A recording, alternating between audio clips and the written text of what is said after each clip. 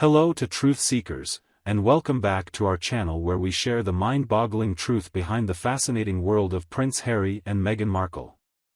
Oh hey there, welcome back, Dun Taylor Talk style. Well, we are back with another piece of royal family scandal to wet your whistle. The two talk about King Charles not standing for Harry and Meghan trying to endlessly monetize on his name.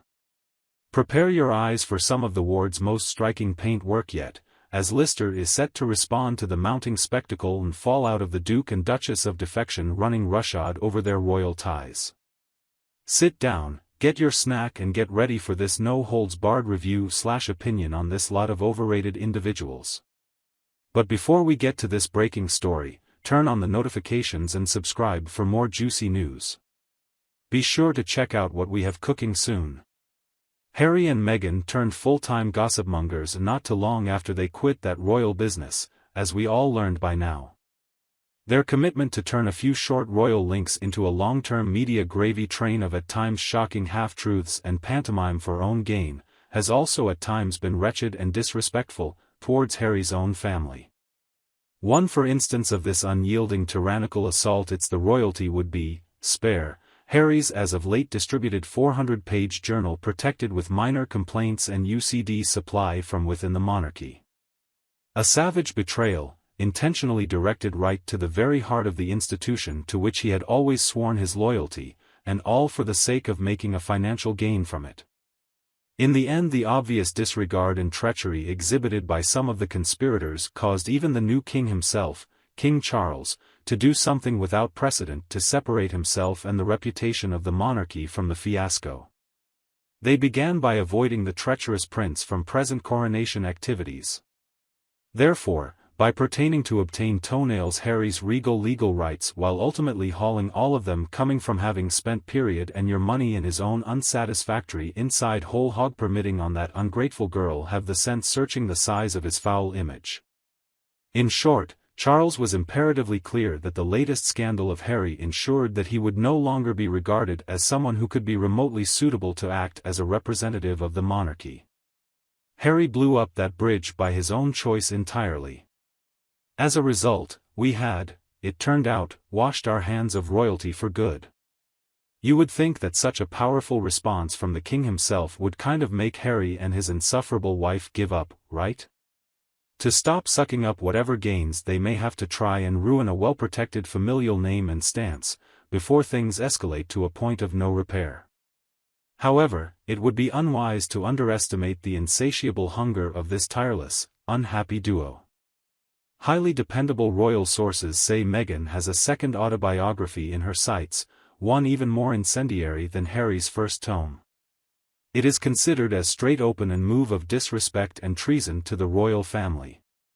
The news also occurs as insiders report that she is still focusing on the horrific and damaging pieces to print a tell-all of her own, that seems intended to dismantle the last threads of her husband's family. It is truly disgusting that she tries to make a quid off destroying the family that gifted her such privilege. That might make one reflect on the line between ambition and pure narcissism. Meghan appears to have exceeded all limits of decency and loyalty long ago. She doesn't care about smearing the monarchy nightly because she lives in a world of grudge matches and vendettas and she's got the next big score to make. The latest scheme from the royal equivalent of Mean Girls is a new nadir in the long power grab between Harry, Meghan, and the royal firm. If Harry's last book did enough damage, Meghan taking things to this level and towards his own family, could be a nuclear fallout their relationship with the firm may never recover from. Imagine if after Meghan spent time hating the royals from the inside and decided to write a tell-all book painting the royals as evil goblins and suddenly feminists, mostly white, all over the Western world started praising her _strength. Having described King Charles as a dictator of sorts, to creating difficulties for Prince William, to probably blackening the reputation of Queen Elizabeth II. It seems the only plausible reason for these type of actions come from pure greed, jealousy, and being desperate to get noticed. Meghan is used to just turning on the cash register and exploiting her royal connections insensitively, and this arrogance is something so fantastic in a negative sense that it is completely overwhelming. She basically won the lottery, married into a life of extreme privilege, and was going to throw it all away for some meaningless personal validation. I mean, come on, it is not like it would have been a grueling task to keep their mouth shut, and just do the job of philanthropic and civic responsibility as a royal duchess while cruising through the rest of your day like a normal citizen with a legit duchess honor, going about serving society in all its honesty and truth. No, instead, she chose to settle for an ephemeral shot at reality TV level infamy and Bravo-grade interpersonal drama so bad that she has even resorted to throwing her own hapless husband under the bus at this point, just to get some more of the spotlight onto her side of the room by raising the ever more elusive dragon also known as fame. If you can think of a more trashy, undignified performance by an individual born on third base, please let me know. With all that capital to invest, they decide to use the cause of the name that gave them meaning just to unilaterally hammer away into oblivion that very name. Which is the signature behavior of an emotionally bankrupt malignant narcissist without any moral compass or real values. Although, in all fairness, I guess our expectations should never be too high from someone who is part of Harry's best friend circle. From the early days it was obvious that this woman was always determined to boss at all costs to chase the fame. I really do think we are just witnessing a culmination of a talentless entitlement-driven grifter who's always starved for the spotlight but never could quite attain legitimate stardom through merit, so instead of using God-given talents that most celebs posses, Meghan went full-on artful dodger and basically conned her way into celebrity by association, starring her way to the top via actors and producers until she managed to snag a literal British prince, equally as desperate for external validation. A match made in Mukundan syndrome heaven, if you will. And, from there, this Bonnie and Clyde love story was always doomed to fly off into the most shameless attention-seeking spirals, with Meghan dragging the helplessly codependent and enabling Prince Harry down into her inescapable vortex of parasitic, self-serving behavior. It's hard not to feel a shred of remorse for a guy who was so badly broken by childhood trauma that he willingly sacrificed his own flesh and blood to chase the slivers of civility promised by a nefarious grifter wife. But I digress.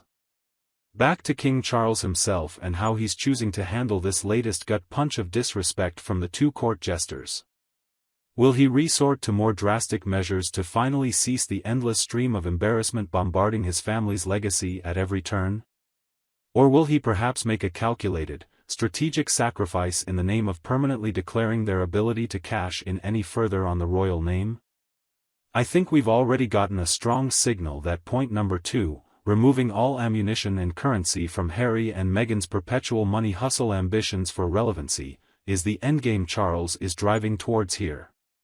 It would be the final checkmate against this duo's transparent power play to trade on His Majesty's good name in exchange for profits and media spotlight. So what do you guys think about it? Please share your thoughts in the comments and let me know what you think. Until then, stay tuned for more shocking stories and scandalous exposés on our YouTube channel. Don't forget to like, share, and subscribe. Thanks for watching, and keep reading here for some more intriguing updates about the royal family. Bye for now.